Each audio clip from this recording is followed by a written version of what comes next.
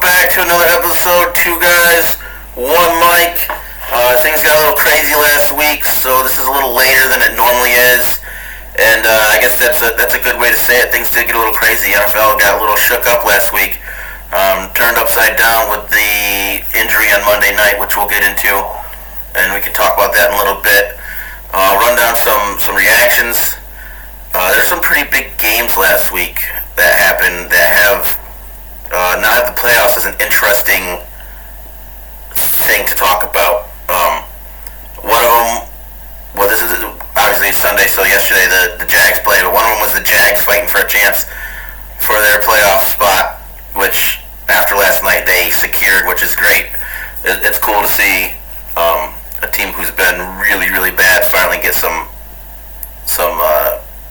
good things going for them. Another one that I thought about was our boy Josh down there fighting to stay alive, coming down to this week. Who would have thought? And same with the Steelers. It's a little bit more easier for the Packers. It's winning in, right, for the Packers? Winning in. Yep, winning in. It's tough this week, though. It's your team versus our adopted team, so it's a tough one this week. So I guess if you kind of look at it, it's kind of like a win-win though for us, because either Josh's team's going to get in, which we can all appreciate Josh's team getting in and cheering for him, or our adopted team gets in, and that'll be one of our teams to follow. Which is very true, because if anyone were to beat us and be able to get in, it would be the Lions. So I think the only possibility, I think they have to have Seattle lose. I think that's they do need Seattle to lose too. I think, I'm not 100% sure. I just know that Packers, it doesn't matter what anybody's record because of all the different strengths of schedule, of wins, and all that kind of stuff that the Packers, because they're all the same 8-8 right now. Yeah. So that's like the Steelers too. The Steelers have to beat the Browns. They need the Bills to beat the Patriots, and the Jets to beat the Dolphins. So I'm a little bit more on edge. I'm a little bit more nervous. However, I'm still excited because if we beat the Browns, our winning streak continues for Tomlin, which in the beginning of the year, I mean, you guys were trashing us, and you guys were pretty sure we weren't going to be here. And I told you maybe 9-8, and now we're looking at 9-8. So if we can just take care of the Browns this week, we'll be good. Right? It shows to. What's up? There's some imitation pieces that are better than others. I mean, for us to finish with a record either one off or the same as a 15-2 caliber team, I'll take it. So. How about the 15-2 team? Be honest with me, guys. Do you think that the Packers are hot right now, in the sense of kind of a scary team if they go into the playoffs, or do you think it's kind of been just a fluke where the Vikings didn't need to win this game, so it was kind of like they whooped up on them, and obviously it's been, I think, a 4-game win streak for the Packers. I'm trying to remember exactly how many games they've won, but they've been hot lately. So what do you guys think? Yeah, I think it's a little bit of both. To be honest, I think they kind of got hot. They started to get hot. They started clicking, and then the Vikings didn't really need it, like you said. So the Packers were playing like their lives depended on it, and the Vikings were just out there playing.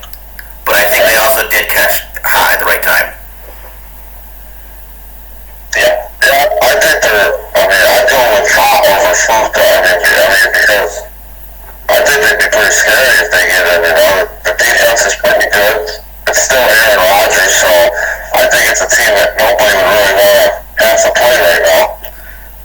And when you go, I can understand totally in the Vikings game, but they came out extremely strong. I mean, right away, it was like a dominant performance right away. And I think any team, no matter what, if they're just kind of going in, it's not really a big deal. At first, I feel like they would play, maybe not 110%, but they're going to give their most at first. But they looked good against the Vikings. I was pretty excited. So, It was pretty crazy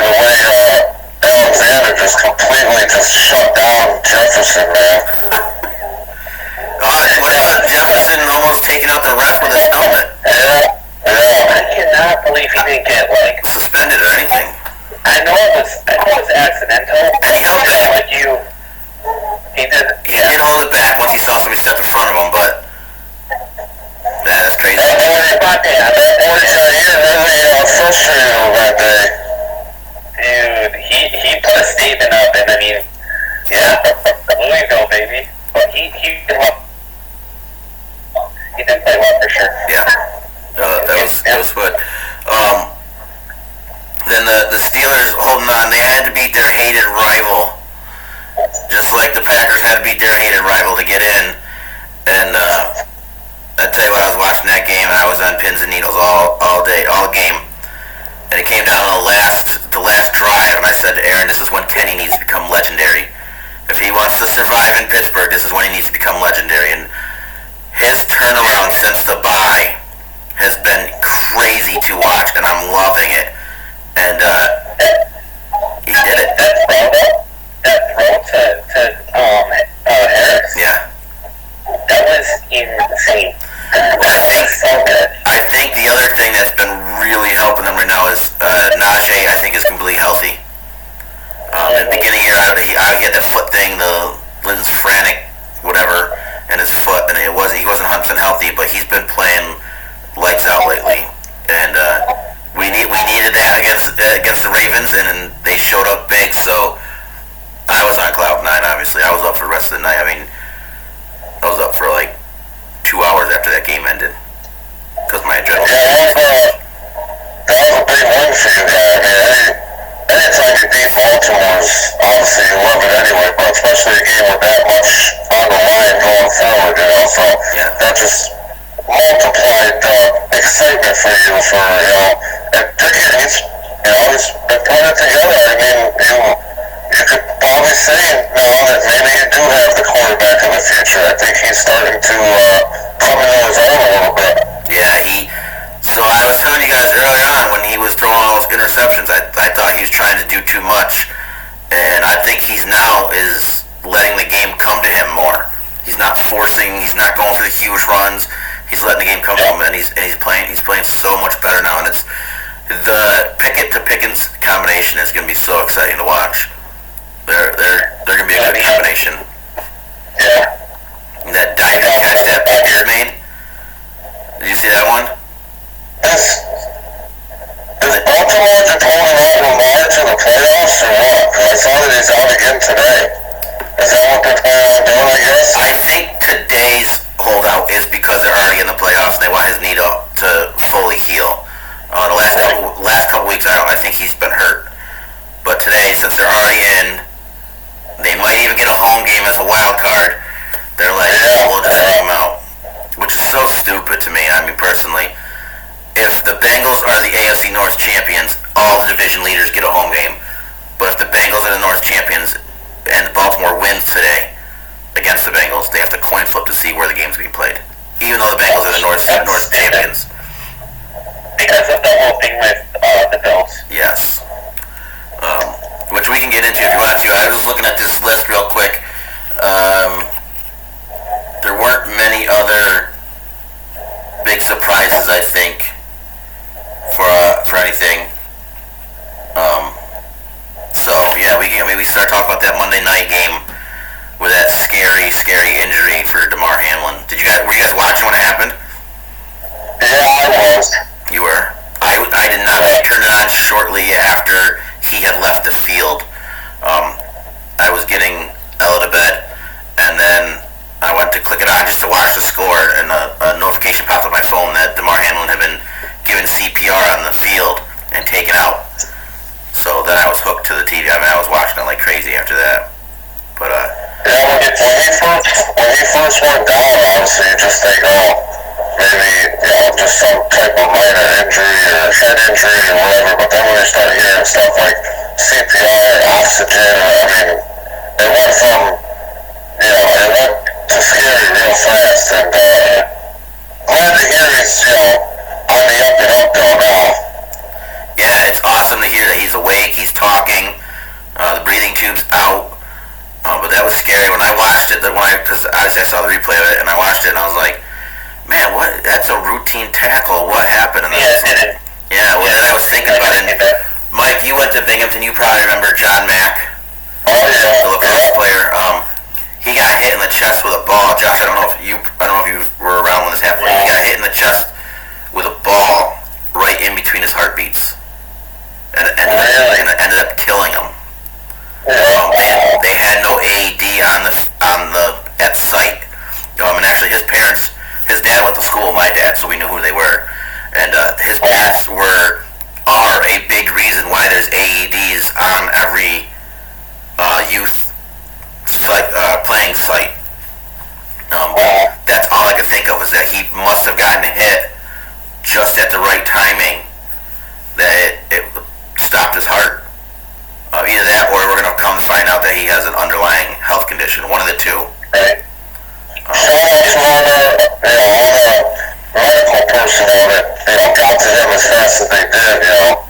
saying there's not a better field for that to happen at than Cincinnati because first of all, they have all the like a ton of medical staff there, and secondly, they're only a couple miles from the hospital, so it only took a few minutes to get to the hospital.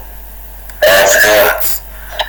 It's pretty impressive. I mean, like when the player too, like Damar, like how strong he must have been. Right, they got to him very quickly, and that was a huge part of it. But for him to like recover in this amount of time and to be able to, I don't know, it shows the athlete in him and being able to like top condition. I mean, obviously, even if he that probably didn't have it couldn't have a factor, but it just shows how strong of a person he is in the world to want to fight for life. Yeah. It's amazing, and it's amazing how much support was around. Like everybody, probably 1% of the fans wanted the game to keep on going, and 99% of human population wanted, there's like no way that we need to like worry about him first. Yeah. It did stir a lot of emotions from everybody. I know personally, my first one was fear. I was afraid for this guy, this young 24 years old that had to go to cardiac arrest on the field. It brought up some anger for me with Skip Bayless and Bart Scott. I was not a fan. I've never been a big fan of Skip Bayless. So what did Bart Scott end up saying? Yeah, so Bart Scott, he ended up saying that if T. Higgins hadn't lowered his shoulder and lunged in, because he said the way the play was happening, Hamlin started to let up, so he kind of, instead of being down engaged, he kind of stood up because it was going to be a routine tackle, blah, blah. And he said Higgins lowered his shoulder and hit him as he was standing up, and that's what caused it. There's been a little bit of backlash for that, not as much as the Skip Bayless thing, but because Bart Scott didn't come right out and say that right away. I think is what saved him. Skip Bayless tweeted that almost immediately. But Skip, remind me what Skip said again. His was like, you should play the game. He was like, how can they not play this game with all the playoff implications? And then in the end, he threw in, it's all irrelevant right now, trying to save his ass. But dude, Shannon Sharp, I was telling Mike, the analysts that have gained so much respect for me from this are Scott Van Pelt, Ryan Clark, and Shannon Sharp. I don't know how Shannon Sharp can work with Skip Bayless and not kill the man. Especially late. I wonder, because obviously people are like having on his head, like want him fired, want him all that stuff. But again, like you said, Shannon Sharp, to be like the co-host with him. Yeah. People are calling for his job. The Fox, because it's FS1, the Fox execs made him come out and explain what his tweet was saying. I don't think they're going to fire him because people watch him for his controversy. Right. But, like, I don't know. I've never been a big fan of him or Stephen A. Even Stephen A. handled it better than what Skip is doing. But it was a horrible event. It's stupid tweet. And just to watch his reaction, Shannon Sharp skipped Monday or Tuesday's taping. He wouldn't go to it because of Skip, what Skip said. And then Wednesday, I don't know if you guys saw this, when he got back in, he was explaining why he missed Tuesday. And all he said was, Skip's tweet. And then Skip interrupted him and was like pissed that he brought it up. I didn't even think he was going to bring this up. I was under the impression. So, like, he doesn't even want to get called out for it. And Shannon was pissed. Shannon was pissed. So. They've been going at it they had a pretty big heated thing before this one. I don't know if you've seen the whole show where Skip was, when they got into an argument about Tom Brady. Yeah. And Skip personally attacked him. Huh? Skip personally attacked Shannon Sharp. Yeah, that one too. Yeah, so they've been kind of at each other's throats for a while, and this kind of, but hats off to Shannon Sharp for the way he handled it, because I mean, and now going forward, I don't know sit there with him, I guess, anymore, but No. like you said, though, people watch him for those controversial takes, so. Yeah. Well, yeah. And then, as I was rewatching it too, as I was rewatching the injury, all I could, like, certain things you pick up on. Like, I've gone through injuries that are scary like that. I've had teammates carted off in an ambulance. I had a teammate die my freshman year. So my thoughts, I started scanning the whole picture, not just what's going on with injury. And there's a few things that stuck out to me that I was like, I don't even know if people noticed or not. But well, one was his mom was at the stadium, and I couldn't imagine being a parent watching your kid get CPR on the field. You know, like, that's just crazy. But the other one was, I don't know if you guys know the story or not, but number 30 on the Bills, Dane Jackson and Damar Hamlin are like boys. They've been boys for a long time. They grew up together in Pittsburgh. They played together at the University of Pittsburgh. And if you watch it, Dane Jackson's on the field when Damar collapses, and there's one player who sprints over to Damar, and it's Jackson.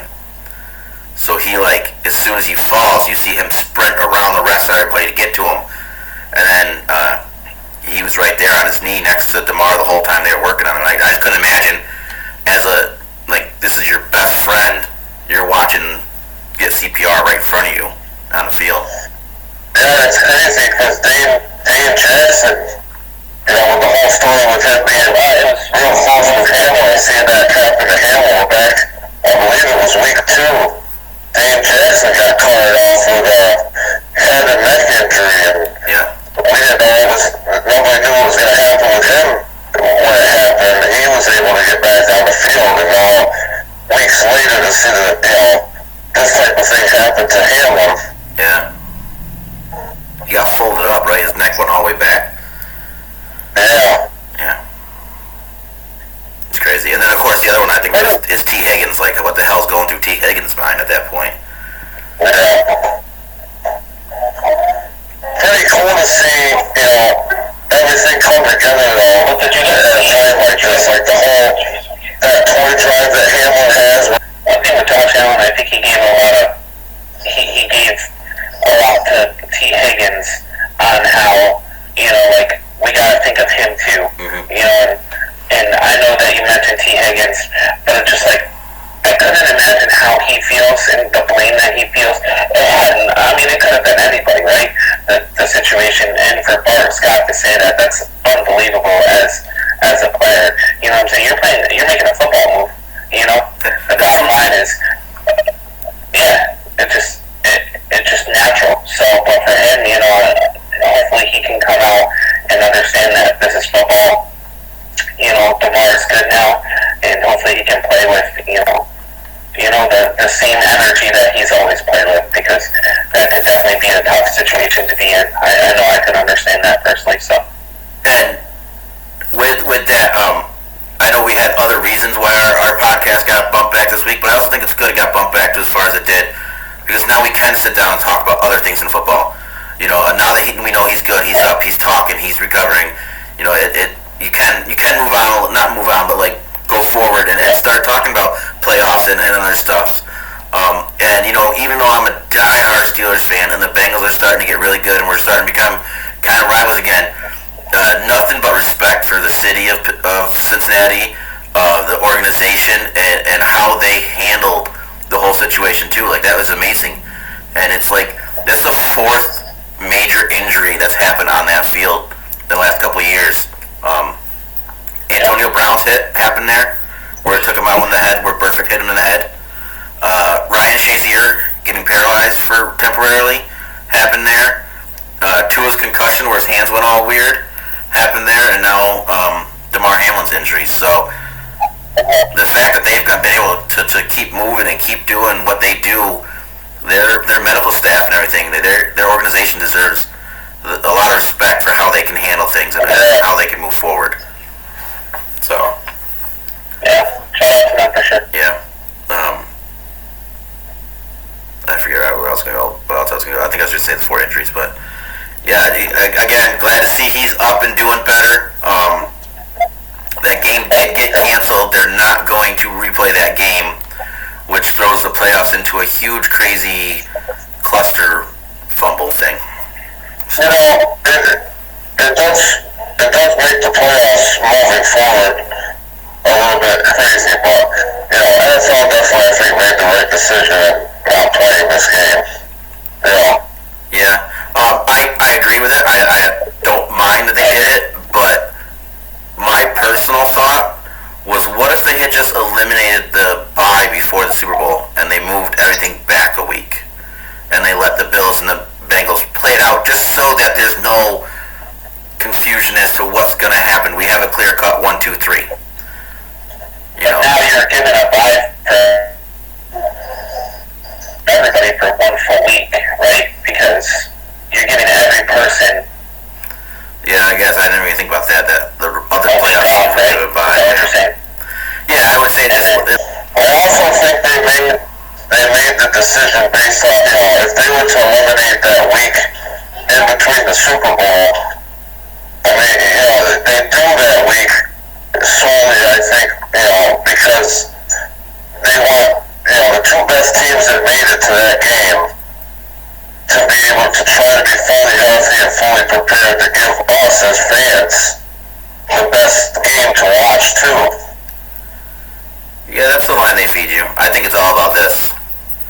That's also, if you think about it, that's their media week, that's their hype week, they make a lot of money on that off week. I mean, it is rest for the players, but I think there's a lot of money behind it too in that week. A lot of hoopla to pump up the Super Bowl even more. Well, yeah, I mean, no doubt about it. I mean, they can say what they want, but you know, money is always probably at the top of everything. But like I said, I'm not in disagreement. I'm 100% okay with what they did. But I just wonder if that was a possibility they could have bumped it back and did that just to make sure there's a clear cut 1, 2, 3. Now obviously we have a clear 1 with Kansas City winning, so the only thing and then if Cincinnati takes care of the Ravens tonight, we don't have to worry about the coin flip, and that'll eliminate the other big thing. But it'll be a good entertaining playoffs. It should be, at least, hopefully. I think too, I mean, if Buffalo or Cincinnati somehow make it to the AFC Championship game, or maybe at least Buffalo, or maybe Buffalo, but against Kansas City, I think it's going to be a neutral site, isn't it? Buffalo. If Buffalo wins tonight, and then they go on and make it to the AFC Championship game against Kansas City, it'll be a neutral site. Yeah. In Cincinnati, I don't think Cincinnati ended up with a neutral site game. I feel like they should have. Go ahead, Josh. Sorry, it just I'm really struggling over here. What about maybe a tie instead of just give them a tie? I know it sucks and ties are terrible, but just be like, hey, this is a tie. The game ended before it was finished, and then just be like, whatever happens at that point. I don't know. I just feel like instead of doing all these coin flips and all these neutral fields, and because what if Buffalo plays a team in the AFC Championship that's a wild card, has no way of being able to be a team that's has a chance to have home field advantage. They'll play in Buffalo. The only way they'll get a neutral field site is if it's Kansas City, Buffalo, AFC wildcard or AFC Championship game. Gotcha. Okay. Yeah, if they play somebody else, it'll be in Buffalo no matter what. Okay. Yeah. Alright, gotcha. And the coin flip is only for Baltimore and Cincinnati, which again I've already voiced my opinion on. It's stupid. The Bengals won the North; they should get it. But apparently it would be because the Bengals already lost to the Ravens once this year, and it messes up like the winning percentage and the conference games and all this. So they'd have to do a coin flip. But it'd just be weird to me to have a number 5 seed hosting a number 3 seed. It just doesn't make sense. Well, let's just say Cincinnati, I think, is probably going to take care of Baltimore today, so we won't have to worry about that. That's what I'm hoping before. And then it'll just come down to Buffalo, Kansas City, which again, I mean, I get it, the records and whatnot, but Kansas City's number 1 seed. They should get home field advantage all the way through. Automatically. Yeah. Because if there was a tie, Buffalo would be the 2 seed, right? So yeah, give them the tie, make it a tie, and then you have your clear-cut 1, 2, 3 seeds. Yeah. But I get it for Bills, like for the Bills, organization, all that stuff. But come on, like out of anybody, it was their player. They wouldn't want to finish that game. Yeah. You know what I'm saying? It's only going to affect theirs worse, right? So why try to play a game somewhere, throw it in there somewhere? Just consider it a tie, not a loss, and just move forward from there. yeah, somebody was saying, because one of the kids I went to high school with is a Bengals fan, and he said if they lose this week and then they lose the coin toss, they could possibly, as a 3 seed, go all the way to the Super Bowl without having a home game at all. That's crazy. As a 3 seed, they could possibly make it to the Super Bowl without having a home game. Wow. That's ridiculous. Yeah, that would be quite a story.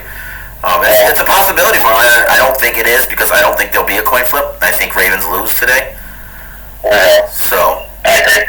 but yeah. And the Ravens,